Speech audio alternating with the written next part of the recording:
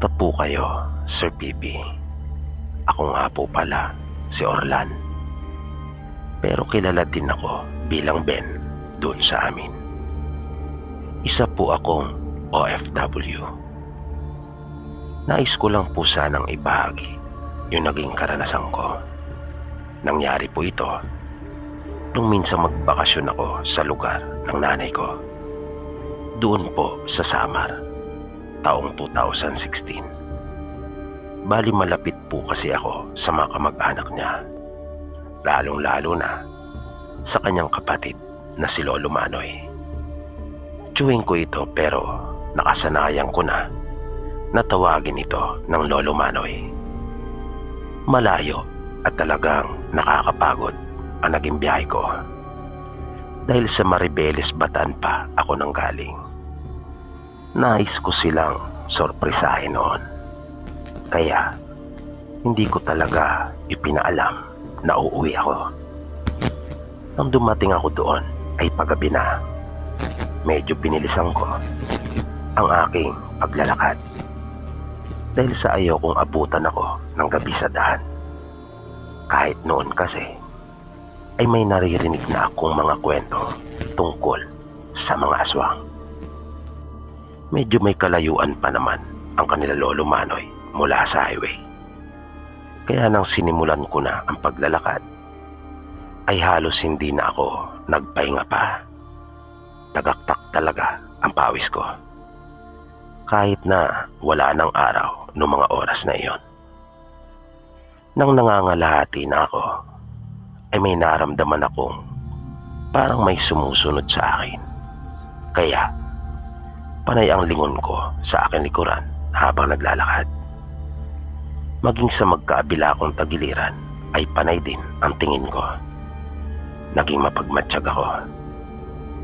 Nang unti-unti nang kumakalat yung dilim, ay kinuha ko na ang aking cellphone at binuksan ang flashlight. Yun lang ang tanging pangilaw ko. Hanggang sa matanaw ko na ang isang bahay sa unahan. Iyon na ang bahay nila Lolo Manoy. Kaya sumigla akong bigla. May pagmamadali kong tinahak ang daan papunta doon. Nang bigla na lang may humarang sa daraanan ko. Kaya nagulat talaga ako. At hindi ko na nagawang may hakbang pa ang aking mga paa. Isa iyong napakalaking baboy na kulay itim. Kung tutuusin, ay hindi naman talaga ako dapat na matakot. Dahil pamilyar ako sa mga native na baboy doon. Pero noong mga sandaling iyon, ay kakaiba talaga ang aking naramdaman. May kung ano na nagsasabi talaga sa akin na iyon ay hindi pangkaraniwan. At tuminto pa ito mismo sa gitna ng daan.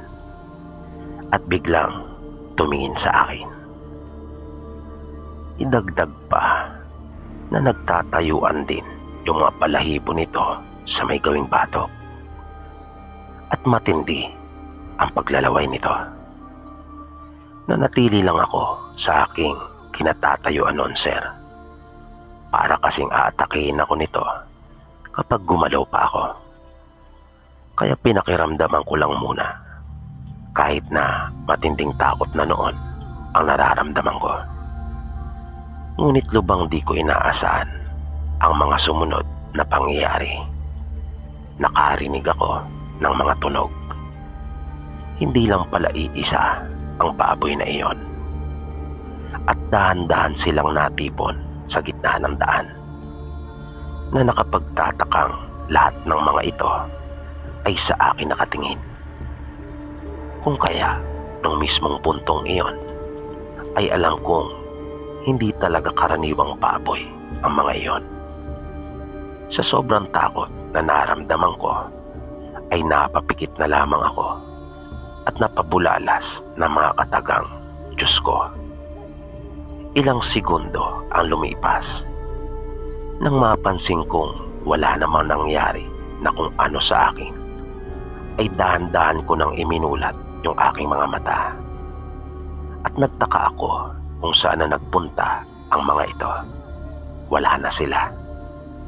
Pero hindi ko man lang namalayan ang kanilang pag-alis. Hindi man lang ako nakarinig ng anumang ingay o kahit kaunting kaluskos. Nanatili pa ako ng ilang sandali sa aking kinatatayuan at nagpasalamat dahil sa walang nangyaring masama sa akin. Nang magpatuloy na ako sa paglalakad, ay mabilis ko nang tinahak yung daan. Dala na rin ng matinding takot, kung kaya nagmadali na talaga ako. Hanggang sa makarinig akong muli ng mga tunog. Sa pagkakataong iyon naman, ay malinaw sa akin kung sa anong uri ng hayop nagmumula yung tunog na iyon. At di nga ako nagkamali. Pagkat humarang naman sa daraanan ko ay isang malaking aso na kulay itim din. Na tulad sa baboy ay namumula rin ang mga mata nito at nakataas din ang mga balahibo sa gawin nitong batok. Na matindi rin ang paglalaway nito. Humarang ito sa daraanan ko na nakaangil. Ilang sandali pa ay biglang dumating isa-isa yung mga baboy. Kung kaya, nagsimula na namang kumabog yung dibdib ko. Nung mga sandaling iyon ay parang nawalan na ako ng pag-asa. Naisip kong marahil ay mapapahamak na ako nung oras na iyon. Hindi ko matagalan yung pagtitig sa kanila. Tuluyan na akong binalot ng matinding takot. Gusto ko noong sumigaw para humingi ng tulong, pero walang lumalabas na boses sa bibig ko. At nang subukan kong iangat yung cellphone na hawak ko, ay nakapagtatakang hindi ko na rin maigalaw yung aking braso at kamay. Pati yung aking mga paa ay naramdaman kong bigla itong nanigas. Kaya muli na lamang akong pumikit. Parang hihimatay na ako sa sobrang kaba nung mga sandaling iyon. Hanggang sa makarinig ako ng tinig at sinabing ano raw ang ginagawa ko sa lugar na iyon. Pero hindi iyon sa Tagalog sinalita kundi sa waray. Kaya bigla akong nagmulat ng aking mga mata at tumambad sa akin ang isang matandang babae na may hawak pang tungkod.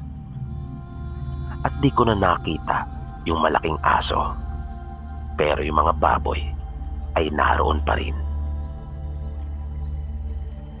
Gusto ko sanang sagutin yung kanyang tanong pero tanging mata lang ang naigagalaw ko. Wala pa ring boses na lumalabas sa akin. Muli itong nagsalita at sinabing umalis raw ako sa kanilang lugar pagkat ayaw nilang mayroong ibang tao na pumupunta doon. Nang marinig ko iyon ay napaisip ako pagkat ang buong akala ko ay iyon na yung bahay nila Lolo Manoy. Pero lumalabas, base na rin sa mga sinasabi ng matanda, ay hindi pala iyon. Na mali pala ako ng daan at yung napuntahan ko pala ay nayon ng mga aswang. Bilang panghuli ay sinabi pa sa akin ng matanda na bumalik na ako kung ayaw kong tuluyang makatay nila. At nang ikilos ko na ang aking mga paa, ay nagawa ko nang maigalaw ang mga ito. Mabilis kong tinahak ang daan pabalik. Naisip kong bumalik na mismo doon sa highway at magpasundo na sa kanila Lolo Manoy. Nang nasa highway na ako, ay tinawagan ko na ang pinsan kong si Celia, anak ito ni Lolo Manoy. Nang kanya akong tanungin kung nasaan ako, ay nagulat pa siya. Nang sabihin kong nasa highway ako at naroon na sa probinsya. Kaya kahit paano, ay nagawa ko pa rin namang masurpresa sila. Narinig kong pati si Lolo Manoy ay nagulat nang malamang umuwi ako.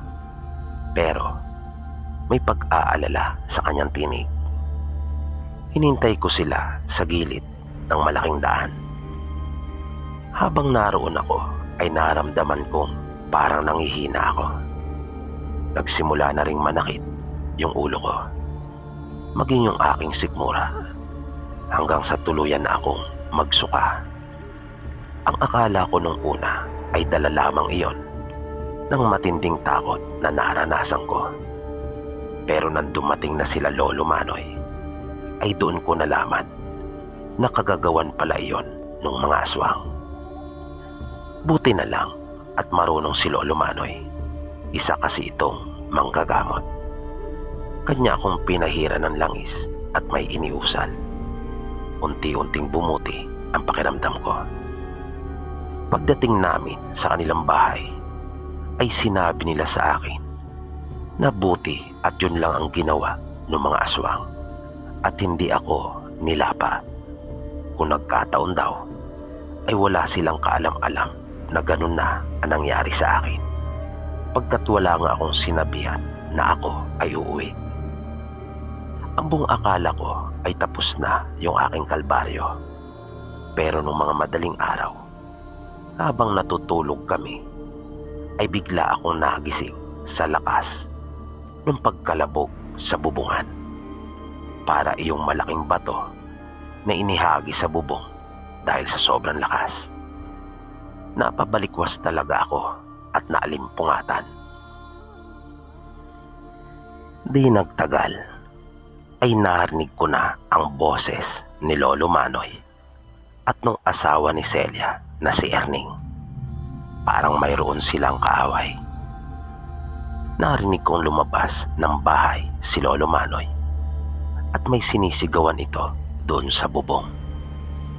Kung sa Tagalog pa ay sinabi nito na wala na naman daw magawang matino ang mga wakwak at napili pa umano ang kanyang anak na aswangin.